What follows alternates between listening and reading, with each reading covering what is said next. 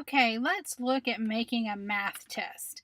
This should be able to be the same process for any math, K, 12.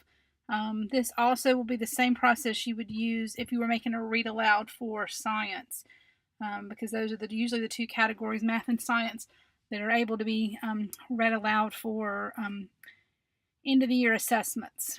So we're going to go over here, and just like normal, we're going to go to create an assessment, and we're going to ask it to do an express test. We're going to give it a name. Okay. We're going to pick what subject we're going to use.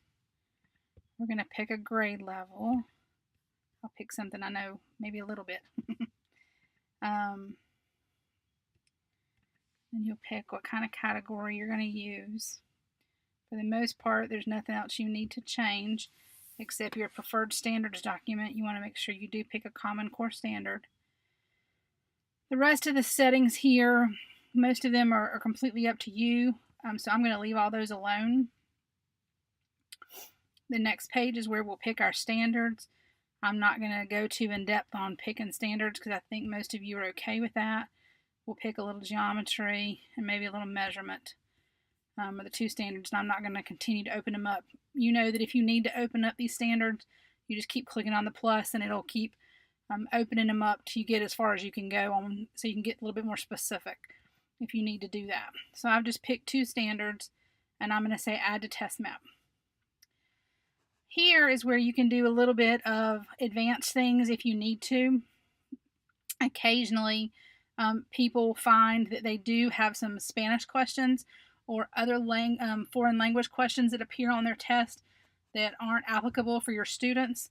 So when I hit advanced options, right here where it's question language, if you ever find that that's the case, this is where you need to change it so that the language you're receiving for your test is what your preferred language is English. You can do that. If you're wanting to be very specific for your test as far as the level of Bloom's taxonomy you're wanting to do, you can change that here. All of these things can be changed. If you want a certain passage type for math, it doesn't matter, of course. But if you're doing ELA and you're wanting only poetry passages or only informational text, then you can do that here. You can pick which passage type you want. But like I said, the question language we're going to do there to be English just in case. So here's how you'll pick the number of items you want. If you probably are going to want to eliminate some, then I would always pick a little higher. For the sake of time, I'm not going to make it a big test. But, if you knew you were going to eliminate, I might pick 10 of each if you wanted a 15 question test. That way you can eliminate a couple. So, pick a little higher than you need. But if there's 561 available, obviously you're not going to pick 100 because you're never going to give your kids a 100 question assessment. So just, know the more you pick, the longer it's going to take. So now I'm going to hit Build Express Test. So that much is basic that if you've been doing this, you're used to. If you do a PDF type test where you're printing them off and then doing them paper pencil, that's the exact same way you're going to do that. That's not anything different. This is where we're going to get into the different part. So once you've made the math test and you're wanting them to take it online or a science test to be able to do a read aloud, this is the crazy steps you have to take next. And this is where, the downfall seems to happen when people struggle with this. You'll notice right here it says generate text to speech. One would think that would be enough that you would have to do just that. It's not. So that's not going to help you in the long run. But if you'll go down here where it says schedule information and click, and it's going to say it's not scheduled, so we're going to have to go up here and schedule it first. Ready to schedule. Do you want to schedule it? Yes. Are you sure? Yes. So we're going to schedule it. And so this is where you can go and set up the test now. So we want to schedule this to be given online. So we're going to pick a date. For the sake of arguing, I'm just going to go with what we've got here. So that's what it is.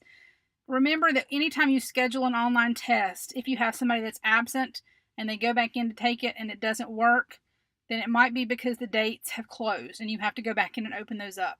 And I can show you how to do that. So always check that if they're not able to take it and make sure the date hasn't closed. So the settings are here for as far as when the date's going to be scheduled. This is where you're going to do the read aloud. This is the how to do it, the why. Don't worry about that part, but this is the how to do it. So if you want to do an online test that has read aloud, this is the only time you have to do this, is if you want read aloud. Right here, click Enhanced Online Test Delivery powered by TestNav. You have to check that button. Okay. The other thing, while we're on this page, here's the online test code that you'll need for your kids. So make sure that you have that. It is changeable. And so if you're somebody who wants to change that to keep up with what you're doing, you can do that. But let me caution you on one thing. Don't make it generic, because we had a teacher in the county who did that, who made it generic. And when the students went in to take the test, it was somebody else's test. They had the same code.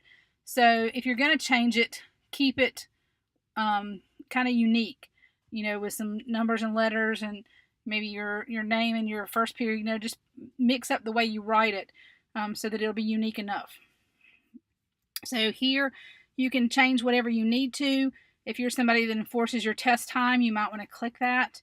If you want to make it a time test where they only have 30 minutes and then they're finished, that's up to you as well.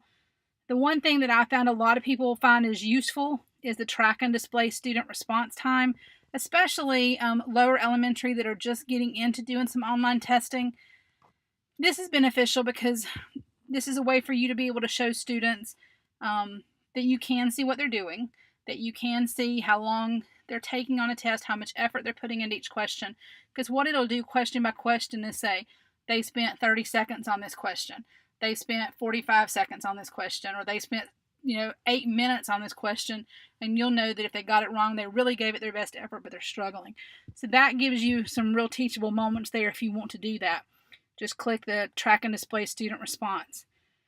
If you scramble the question order, I would not do that for ELA, because you're going to have, with the passages, and some passages are dependent on another passage, so I would leave that alone for ELA. If you do it with math, not much of a big deal. ELA kind of gets a little hairy.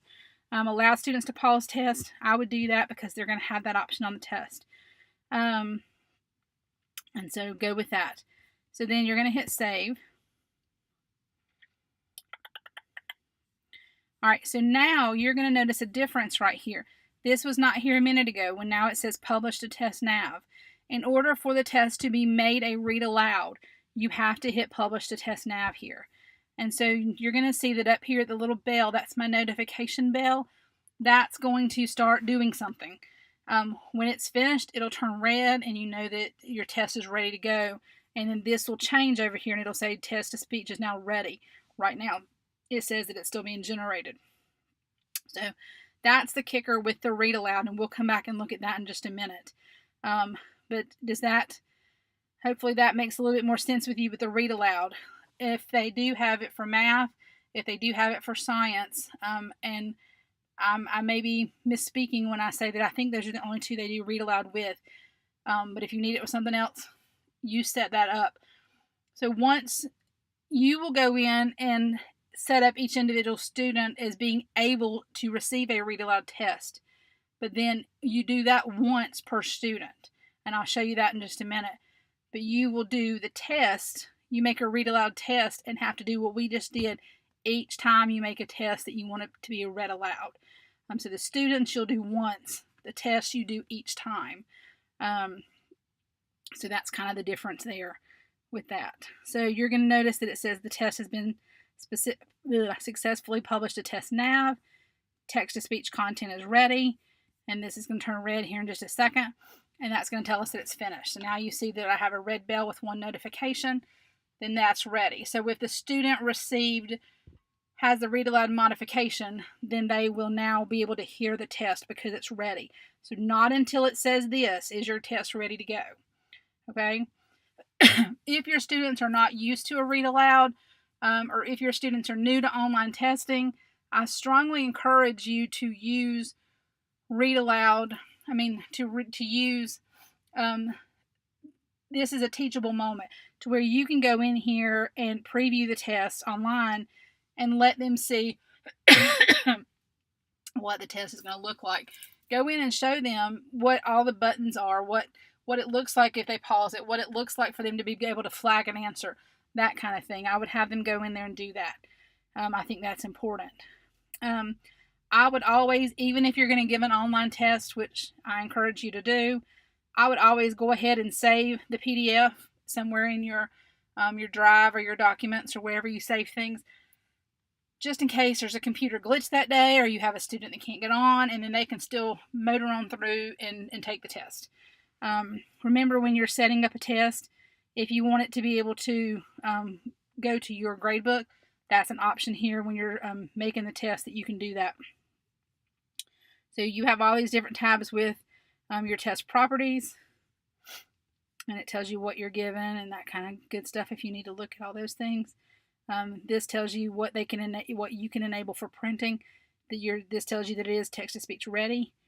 So that kind of stuff there is ready to go. So I'm hoping that makes a little bit more sense to you, and that you're able to make a read aloud test now.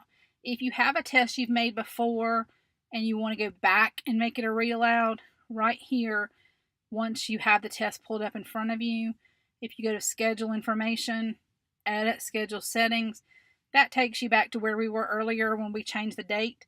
This is where I said you can go back in if time has changed and you need to go back in and do a makeup test, or you need to go back in and somebody was absent and the window has closed. You can go back in and just simply change the date, and then they can go back and take it.